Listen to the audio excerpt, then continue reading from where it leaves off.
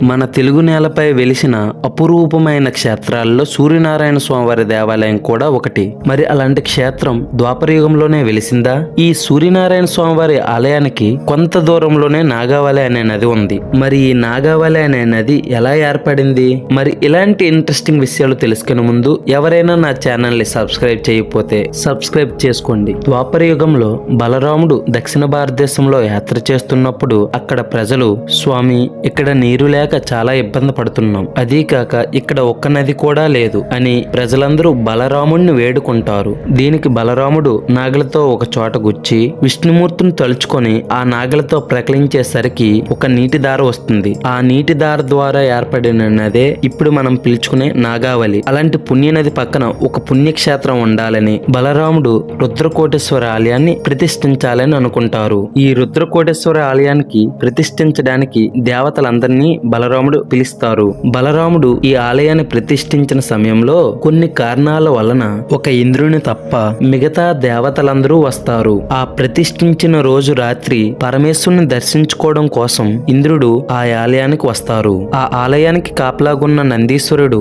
స్వామివారు ఏకాంత సమయంలో ఉన్నారని ఇంద్రుణ్ణి ఆ క్షేత్రంలోనికి వెళ్ళనివ్వరు. దీనికి కోపగ్రస్తుడైన ఇంద్రుడు ఆ నందీశ్వరుని పైకి వజ్రాయుధాన్ని తీస్తాడు. దీంతో నంది కోపం వచ్చి కొమ్ములతో ఇంద్రుడిని దూరంగా గుచ్చి పడేస్తుంది. ఒళ్ళంతా గాయాలతో ఉన్న ఇంద్రుడి కళ్ళలోకి సూర్య భగవంతుడు కనిపించి, భూగర్భంలో ఉన్న నా విగ్రహాన్ని తీసి ప్రతిష్ఠించి అభిషేకం చేస్తే అప్పుడు నీ ఆరోగ్యం కుదుట పడుతుందని సూర్యనారాయణ స్వామి చెప్తారు. అప్పుడు ఆ ప్రదేశాన్ని అంతటిని తన వజ్రాయుధంతో ఇంద్రుడు తవ్వితే చివరికి సూర్యనారాయణ స్వామి వారి విగ్రహం బయటపడుతుంది. అలా బయటపడిన ఆ విగ్రహం కొన్ని వందల సంవత్సరాల తర్వాత దేవేంద్రవరమ అనే రాజు అపురూపంగా ఆలయాన్ని నిర్మిస్తారు. అలా నిర్మించిన ఆ ఆలయం 16వ శతాబ్దంలో తురుష్కుల దండయాత్రలో షేర్ మహమ్మద్ ఖాన్ అనే రాజు ఈ ఆలయాన్ని సర్వనాశనం చేయడానికి వస్తాడు. అది గమనించిన సీతారామ శాస్త్రి అనే పురోహితుడు ఆ ఆలయాన్ని ఎలాగో కాపాడలేను, ఆ విగ్రహాన్ని అయినా కాపాడుతానని ఆ విగ్రహం పట్టుకొని సూర్యనారాయణ స్వామివారిని కాపాడి దాని ఎదురుగా ఉన్న బావిలో దూకి తను చనిపోతాడు. ఈ విధంగా